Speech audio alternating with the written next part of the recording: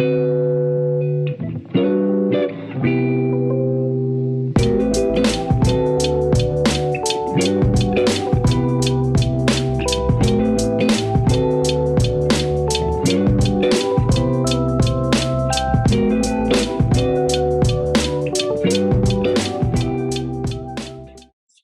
guys, so we're in Japan, in Tokyo, and today I'm meeting Sango. First time I'm meeting her, but I'm so excited because before coming to Tokyo, I had many questions to ask her. I saw her profile on Instagram, and I decided to ask her questions about her life in Tokyo, being a mixed person as a woman. How is her experience? We have a few questions to ask her. But first of all, the main question we would love to know is if she can tell us a little bit about her background and what has shaped her today. So we're listening to you. Thank you for having me. First, my name is Sango. Nice to meet you. About my background, my racial background, I'm Japanese Jamaican. My dad is Jamaican and my mom's Japanese, and I lived in Jamaica for the longest 8 years, and I've been in Japan since 2008. This Oh, absolutely! I absolutely miss Jamaica, of course. But Japan is a lovely place, very comfortable, and I've only known Jamaica as a child, so I would love to go back to Jamaica as a grown person because the nightlife and stuff is very exciting over there. So yeah, that's how I'm feeling right now. So let's dig into the most important questions. Skincare. Skincare.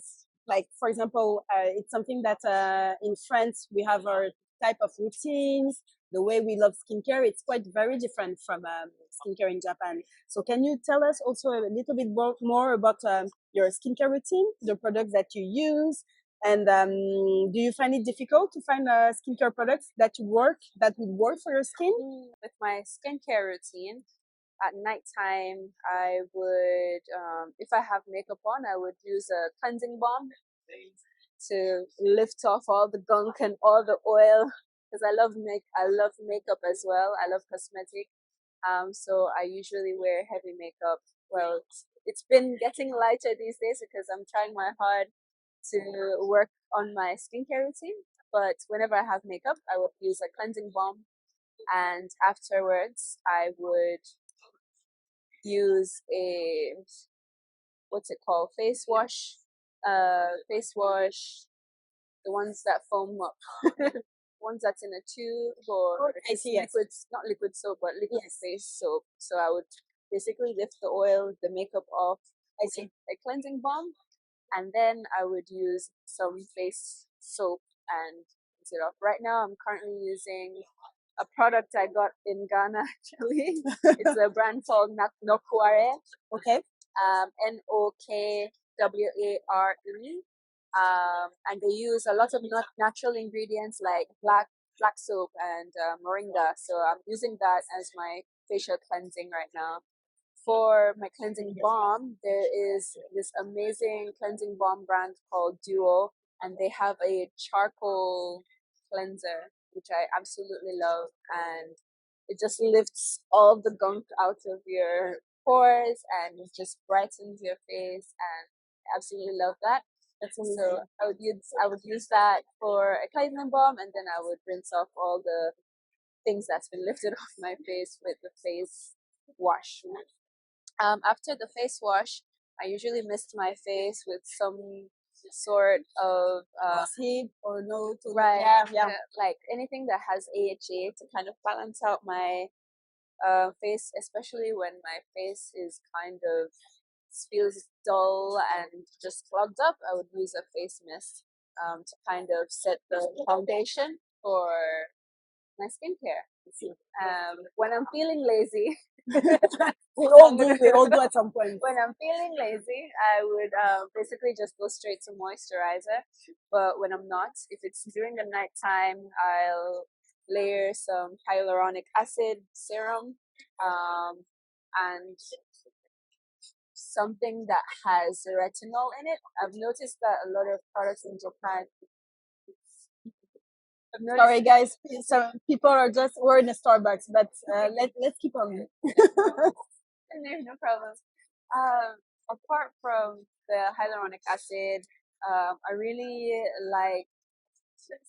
Oh gosh, I don't even remember the name of the product, but I'll send the product picture to you so that you will see it. But it's basically a face cream that has a dense amount of hyaluronic acid in it, and I'll put that on my face. I also put a face cream on.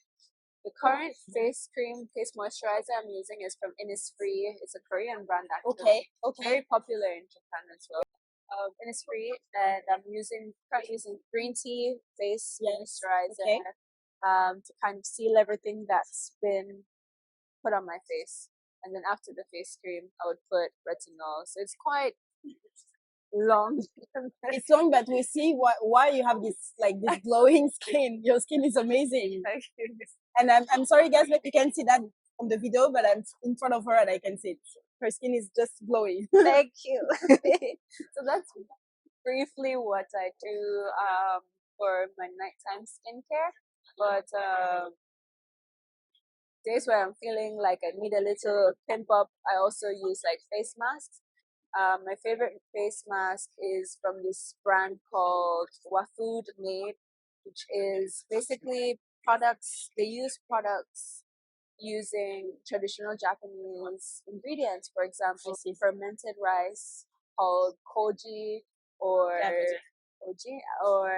green tea and charcoal as well. So I would use face masks along that line. Also another question: how do you navigate the beauty industry in Japan, being a woman of color? Like, have you ever felt excluded or overlooked due to the lack of diversity? I've learned that I've adjusted and acknowledged the fact that the media or the media what the media portray of Japanese beauty industry does not cater to me as a target as much. I mean, it's getting better these days. That's good, but I think right now, present day, I've learned to just use what's working for me, like finding what's worked for me. But before that point, yes, there were times I could feel excluded. I came to Japan peak puberty. My skin condition was, puberty. Skin was breaking out. And I've never been familiar to the concept of skincare as much because, come on, we're getting natural food and natural sunlight and just natural ingredients in Jamaica. So you don't really need to pimp up your skin. Right. But also I was a child, so I didn't really need those. But, once I hit puberty, it was more like, okay, I need to do something. I don't feel good about myself. What can I do? But at the same time, you don't know where to start because I would say models or the representations that's portrayed in the media looks nothing like you or isn't as similar. So it wasn't until I would say the recent 5 years that I finally landed on something that I can manage to wiggle myself into when it comes to skin. There's Naomi Osaka also, that she's mixed, and I think that she can be a role model also for younger girls that are mixed. So that's something that's interesting, that we can see that things are evolving in that way. And how would you define beauty, and what role does it play in your life? I guess beauty is beauty as long as you feel good in whatever you do. It doesn't even have to be skincare. It doesn't have to be makeup. It's not solely on one thing. And I think beauty is what you make it to be, and rather than what other people portray as beautiful. Because it's a very contrast, because I would say in Jamaica we complement each other a lot. I grew up in a culture where people would basically help people feel good. If they're clothes looking good, you hype them up. I agree. But if they see a beautiful woman, they won't be judged. They will just say it straight away. And that really feeds into your confidence. But coming to Japan, where that there's lack of that, Yes. I personally thought, It's like you have to tone it down. mm, yeah, kind Yeah. of. There were some toning Yeah. down.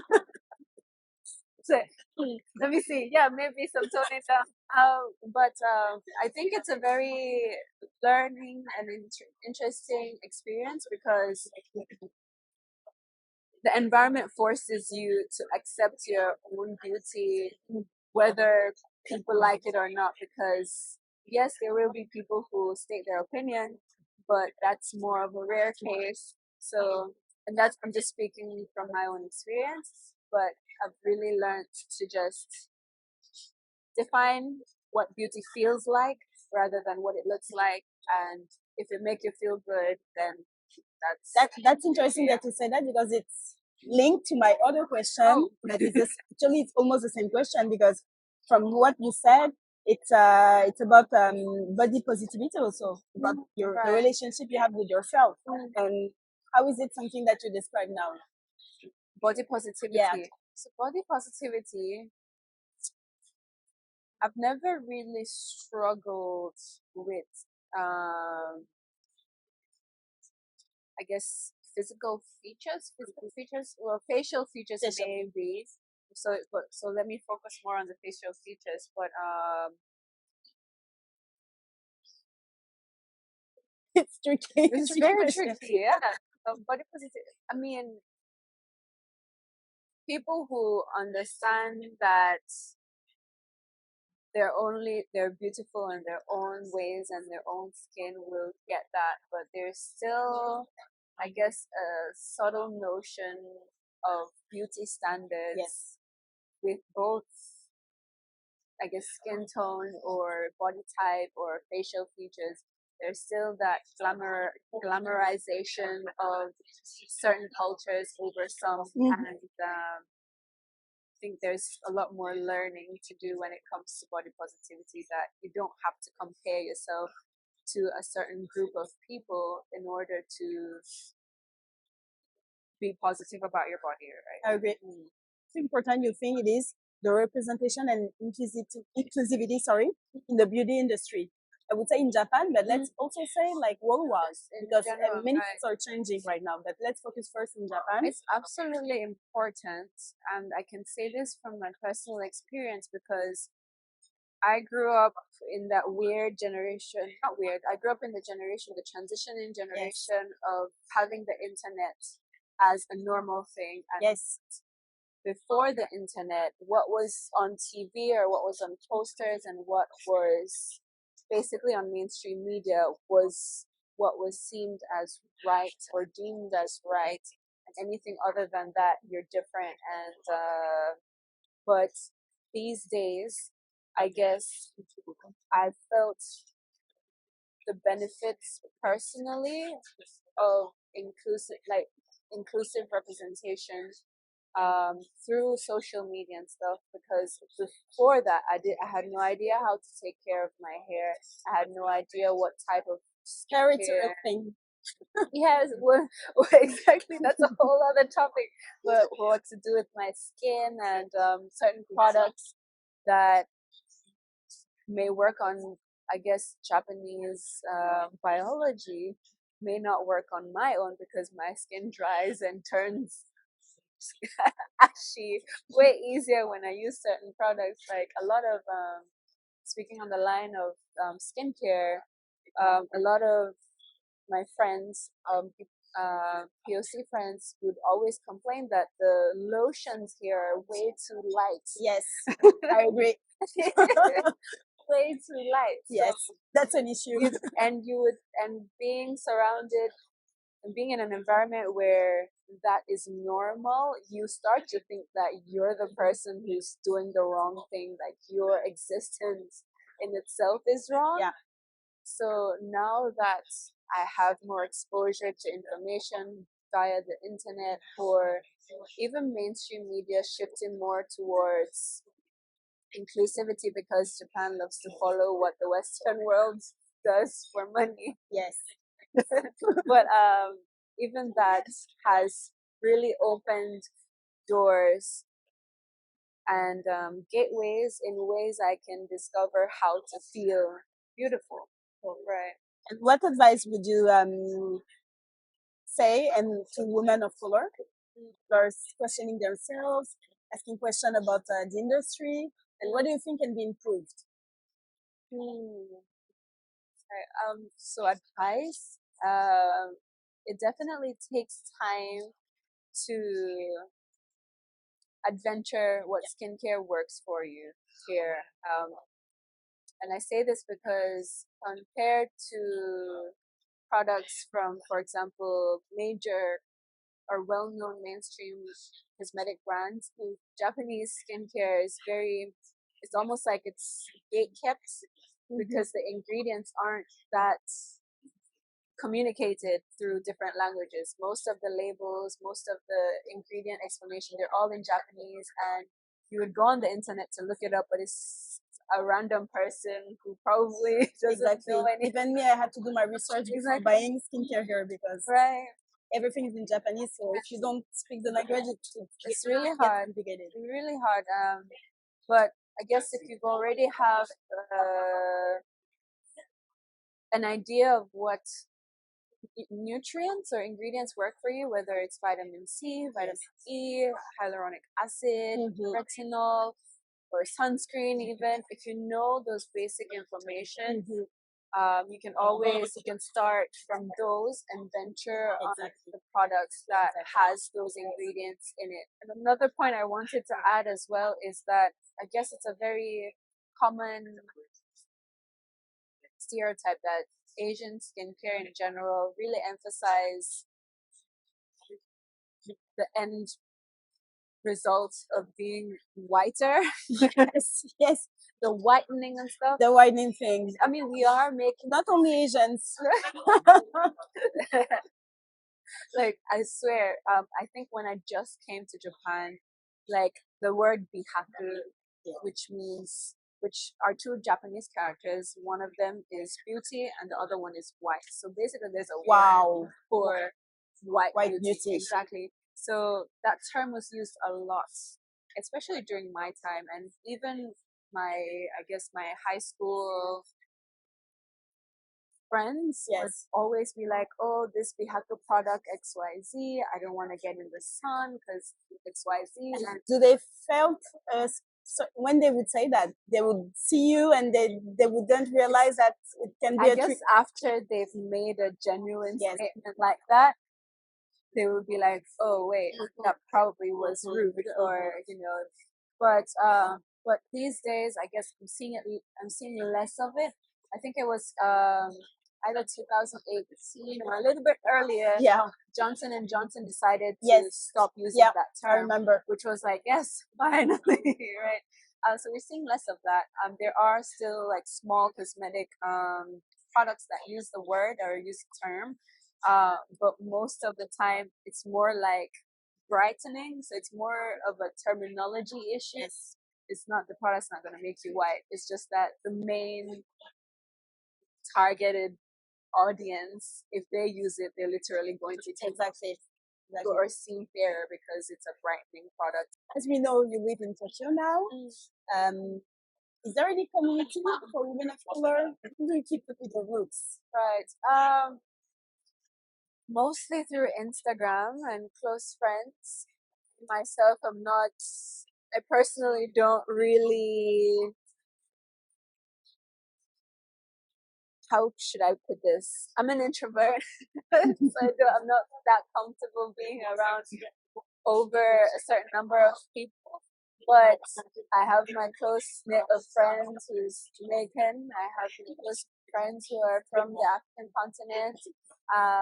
And yes, sometimes we gather in the same place, and sometimes we don't. But beauty specifically, most of the information I get are from the internet or through chats with my sisters. I get it. For example, if you have like a person of color that just arrives in Japan, Tokyo, where should she go? Where should she travel to meet people? Nice, that's a nice question. So there is a Black Professionals in Tokyo group Okay. on Facebook. Okay. So that's one place to start. There's also clubs and food places that a lot of us gather. Good old places. Exactly. I remember someone asked one of my colleagues from the US asked, where do all the black people hang out? Like here's this. But there is a large community of not a community necessarily, but we like to party. So there's this club called R3 or R2 that is very lively in the nighttime. Apart from that, there's a lot of food places. For example, Soul Food House that serves south southern cuisine. Okay. Southern as in the U.S. Cuisines. Oh, their fried chicken is amazing. If you're lucky, they'll have red velvet cake. Oh. So yeah, that's one place as well. There's Home Touch, a Ghanaian restaurant. I'm sure you find feel like once you're here, you'll find your small circles start small and ask for information and go out to events. It doesn't necessarily have to be like nighttime events. Like there are organizations here, for example, Diaspora, that's Also some festival, Jamaican festival. Jamaican festival as well. We do a lot of festivals. So yeah, you'll find it. That was amazing. I think it's a wrap. Thank you so much for the time. You took the time to answer all the questions, and I'm sure it will help many people that would love to come to Japan and are a little bit more curious about the way of living here, skincare, being a woman of color. So thank you so much again, and see you soon, guys. Bye.